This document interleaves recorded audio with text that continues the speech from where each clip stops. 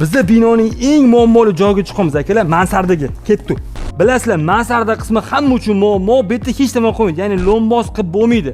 Akalar, bu yerda 3 xil yechim bo'lishi mumkin. Birinchisi minvata ko'rinishda, ikkinchisi penoplast ko'rinishda, uchinchi ko'rinishi pena sepish yo'li bilan qilish mumkin edi. Endi akalar, bu yerda minvata qilingan ekan. Men nima uchunligini bilmayman, lekin umuman effekt bermagan. Gapimga javob beraman. Kim minvata sotib ishlab chiqarsa, kesin shu yerda ko'rsatib beraman, effekt bermadi. Undan keyin biz pena sepish variantini ko'rdik, chunki pena sepish varianti ham bo'li optimal juda yaxshi yechim, lekin narxi juda qimmat ekan uchun biz bu yerga 7,5 santimetrli penoplast chiqishga qaror qildik. Kelinglar, natijasini ko'rsatamiz. Akalar qaranglar.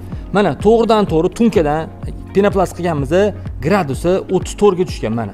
Kelaqa mana 34 gradusga tushib turibdi. To'g'ridan to'g'ri quyosh turgan joyi akalar 47 gradus, tunka yo'q.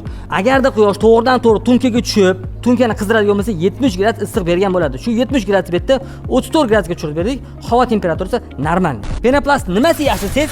Akalar, tez, oson va sifatli bo'ladi. Mana bunday penoplastlarimiz bor. Ustidan bemalol harakatlansa bo'ladi. Montaj qilayotganingiz ham oson bo'ladi. Mana shu joyi qilinmagan 55 gradus qilyapti. Qilingan joyi 34 ga tushyapti. Xullas, ustakalar, ishinglarni mukammal qilinglar, chunki biz sizlarga mukammal narsa yetkazib beramiz.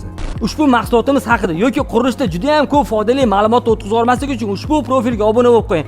Aka, sizni issiq sovuqda o'ylayotgan universal dekor videolarga bitta like bosish esdan chiqib qolmasin. Bizdan kuzatishni davom eting. Sog' bo'ling. Assalomu alaykum.